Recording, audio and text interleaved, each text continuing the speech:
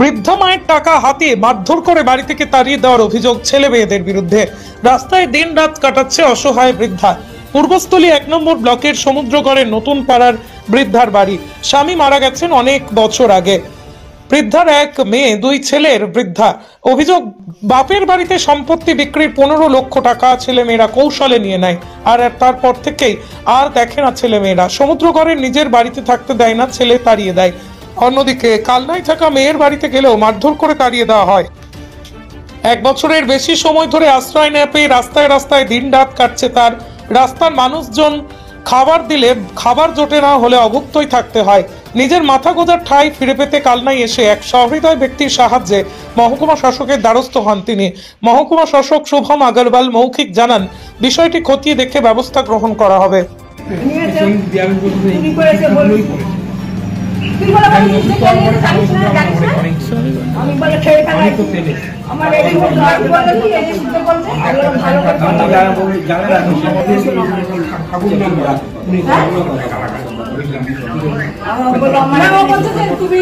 আমরা জানি না টাকা পয়সা তো ভবানী বেঁচেছে, ভবানী নিয়ে এসছে টাকা।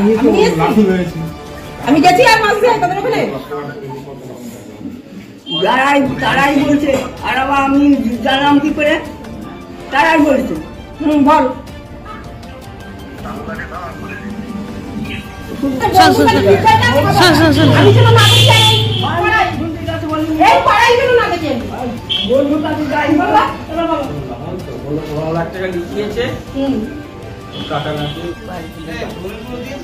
এত তেজ অহংকার, ওই মহাদেব আরে শঙ্কর, বেরো বেরো বেরো বেরো, আমার বাড়িতে আসলাম, শোনা শোনা শোনা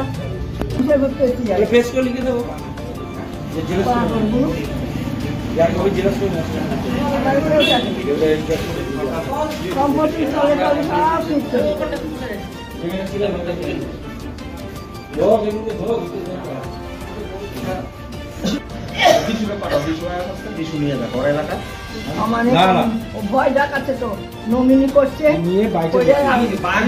ছেলের নামে নমিনি করছে, তাহলে আমার থাকতে কার অর্ডারে আর থাকলে তো আমি চুপা করে দিয়ে দিতাম।